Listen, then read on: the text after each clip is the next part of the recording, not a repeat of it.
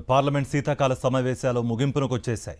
లోక్సభ నిరవధికంగా వాయిదా పడింది. చివరి రోజు ఎలాంటి కార్యకలాపాలు చేపట్టకుండానే సభను వాయిదా వేశారు స్పీకర్ ఓం బిర్లా. నిన్న పార్లమెంట్ ప్రాంగణంలో జరిగిన ఘర్షణ నేపథ్యంలో సభ్యులకు గట్టి హెచ్చరికలిచ్చారు. పార్లమెంట్ ప్రతిష్టను భంగం కలిగేలా వ్యవహరిస్తే సహించేది లేదని స్పష్టం చేశారాయన.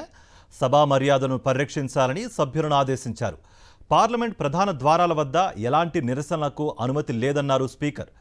సభ్యులు ఖచ్చితంగా నిబంధనలు పాటించాలని సూచించారు. मैं आप सभी से पुनः आग्रह करता हूं कि संसद की गरिमा मर्यादा बनाए सबकी सामूहिक जिम्मेदारी है। संसद भवन परिसर में किसी भी द्वार पर किसी भी तरह का धरना प्रदर्शन करना उचित नहीं है।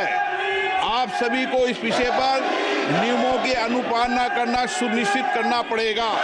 मैं पुनः आग्रह करता हूं, इसको गंभीरता से लें और किसी भी स्थिति के अंदर द्वार पर और परिसर पर प्रदर्शन न करें, नहीं तो संसद को उचित कार्रवाई करनी पड़ेगी।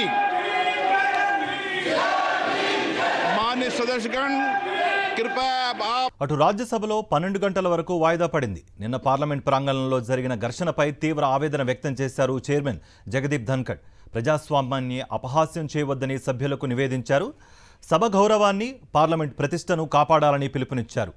రాజ్యసభలో ప్రభుత్వ పక్ష నేత జేపీ నడ్డా, విపక్ష నేత మల్లికార్జున ఖర్గేను తన ఛాంబర్కు రావాలని పిలిచారు చైర్మన్ ధన్కడ్.